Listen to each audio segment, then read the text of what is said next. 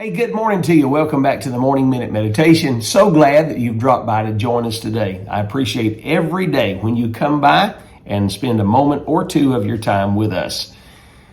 In London, England is the British Museum. A map is on display there. This map was charted back in 1525. The cartographer is unnamed, but he was charting out the coastline of North America. In the notes of his map, he wrote these three statements. Here lie giants, here lie fiery scorpions, and then he said this, and here lie dragons. In other words, we've not gotten into that place and we don't know what is there, and therefore we're very leery of what is there, and we're very fearful of what we may face once we get there. In 1800, there was a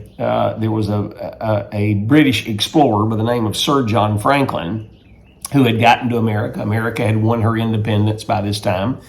And he had a copy of the map that I just spoke to you about from 1525. He marked through these three statements and he replaced it with this statement. Here is God. Here is God.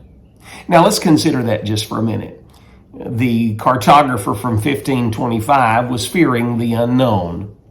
Once the unknown was faced, and once the unknown was realized, it was realized by all who came that God was there and that God ministered to them in the unknown.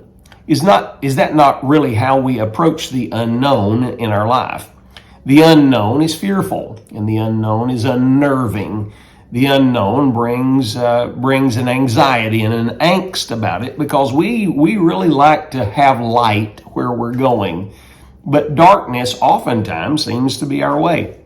The word dark is found in your Bible 43 times, and ironically enough, when you look at darkness itself, it is mentioned a heap more times than that, 162 to be precise.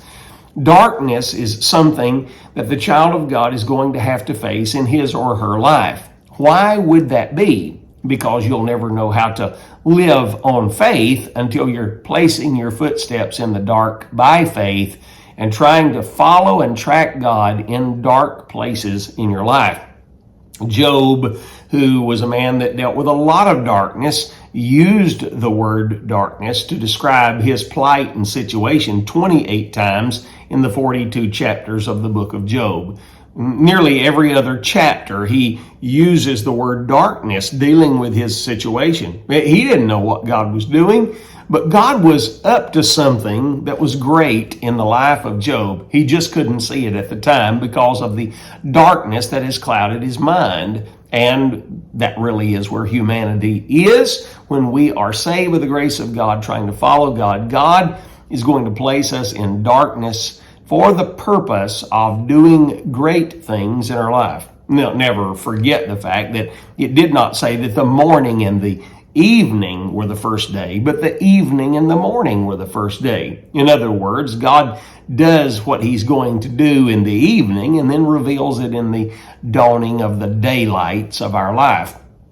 It was in Exodus 20, verse 21, that the Bible said that the people stood afar off, and Moses drew near unto the thick darkness, listen to this next statement, where God was. In the book of 1 Kings 8:12 and 2 Chronicles 6:1, which are parallel texts, the Bible said that Solomon spake, and he said the Lord said that he would dwell in the thick darkness.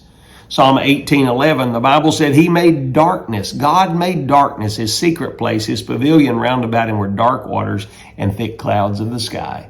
And finally, in the book of Psalms 97:2, clouds and darkness are around about him.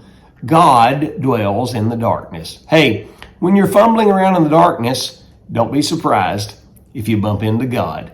He will be there in your dark places. Let him do his greatest work in your darkness. Consider what I say today and have yourself a great day.